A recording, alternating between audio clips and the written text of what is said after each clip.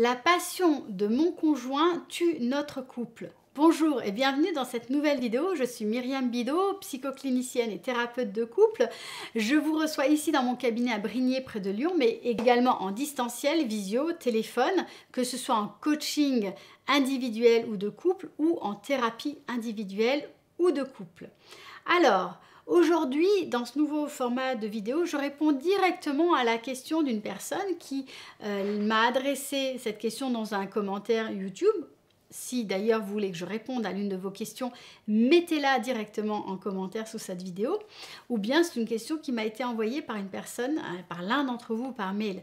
Attention, je réponds toujours sous forme anonyme, c'est-à-dire qu'en fait je lis le courrier de la personne, mais je transforme tout ce qui pourrait aider à identifier cette personne.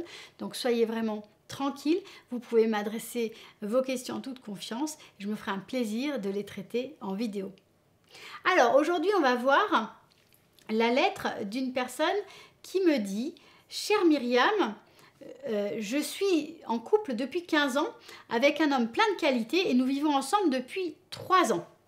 Au début, nous avions une relation complètement passionnelle, puis la routine s'est installée et sa passion a pris de l'ampleur. Sa passion, son obsession, c'est le vélo et il fait de la compétition et ça lui prend énormément de temps car il est en compétition tous les dimanches, mais aussi en entraînement 5 fois par semaine. Les vidéos regardées sur son téléphone, les sites internet, les amis sur ses groupes WhatsApp de vélo, les compétitions des autres auxquelles il ne participe pas, mais qu'il va voir. Bref, il n'y a plus beaucoup de temps pour notre couple, me dit-elle.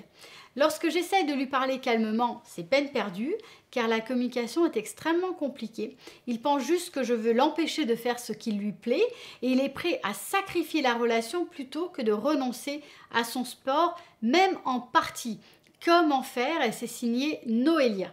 Je vais vous lire ce que j'ai répondu à Noélia, mais avant toute chose, ce que je vous invite à faire, c'est à télécharger mon guide de la communication de crise en couple qui va vous permettre justement d'aborder des conversations difficiles avec plus de sérénité et aussi plus de résultats. Vous le trouverez directement en lien dans la description sous cette vidéo. Alors, voilà ce que j'ai écrit à Noélia. Chère Noélia, merci tout d'abord pour votre partage. En lisant votre histoire, 3 choses me viennent en tête. Premièrement, il est impératif de renouer le dialogue, de renouer la communication entre vous. Lorsque vous parlez à votre partenaire, je vous invite vraiment à utiliser la première personne du singulier, le « je », pour ne pas tomber dans l'accusation. Le « on » est un con et le « tu », c'est ce qu'on dit en communication.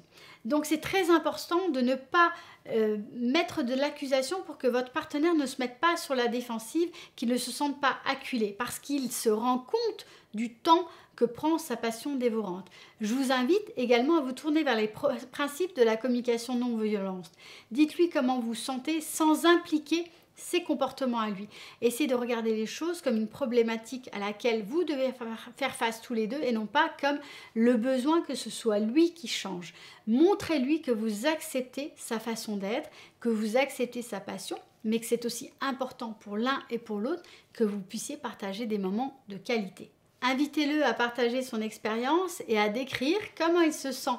Peut-être essaye-t-il de fuir quelque chose en se jetant ainsi à corps perdu dans sa passion. Dans tous les cas, donnez-lui de l'espace nécessaire pour en parler. Mais ne lâchez pas là-dessus, c'est quelque chose d'important, alors sans l'enfermer, sans l'acculer, en laissant de l'espace. Deuxièmement, si vous n'arrivez pas à faire ce travail à deux, peut-être que ça pourrait vous aider d'aller voir un thérapeute pour vous. C'est véritablement quelque chose qui peut vous être utile, même à titre personnel, parce que si vous changez votre façon d'être dans la relation, il se peut que l'ensemble de la dynamique relationnelle évolue. Il y a une autre possibilité qui est bien sûr de lui proposer d'aller voir un thérapeute de couple ensemble, mais ça ne sera efficace que si vous êtes tous les deux parties prenantes dans le processus. Ensuite, recentrez-vous sur vous. Cessez de vivre en fonction de son emploi du temps, de ses impératifs, de sa passion, etc. Que voulez-vous faire qui n'implique pas votre partenaire? Quelles sont vos limites? Si passer 2 heures par semaine avec lui n'est pas assez pour vous, communiquez-le en disant que vous avez besoin de plus et que s'il n'est pas en mesure de répondre à vos besoins, peut-être devriez-vous remettre tous les deux les choses à plat et voir ce que chacun veut de vous veut véritablement. L'objectif, bien sûr, c'est d'arriver à trouver un terrain d'entente entre vous qui vous permet de vivre ensemble et séparément dans votre vie personnelle.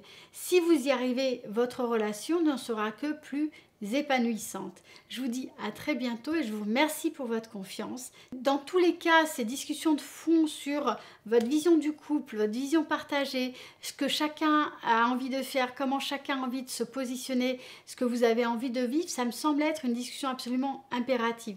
Je ne suis pas sûre que dans les 15 ans où vous avez vécu ensemble, vous ayez vraiment abordé certains sujets et j'ai l'impression que aujourd'hui, le quotidien vous freine dans l'expression de la communication, dans l'expression de vos besoins, dans l'expression de vos différences et qu'il y a probablement une problématique de conflictualisation entre vous avec l'impossibilité de part et d'autre de véritablement vous confronter avec vos différences, avec vos envies respectives et du coup, ce nœud autour du conflit vous empêche en fait de créer plus de nous, de développer la relation et son comportement à lui est la fuite. Alors bien sûr qu'il y a sa passion, mais en fait il utilise aussi sa passion pour éviter d'amener des émotions négatives, des sujets difficiles et vous essayez tant bien que de mal continuellement de vous adapter à lui, mais je pense également que vous êtes dans quelque chose où vous cherchez l'un et l'autre à éviter le conflit. Or, cette affirmation de vos différences est absolument nécessaire et vitale pour faire grandir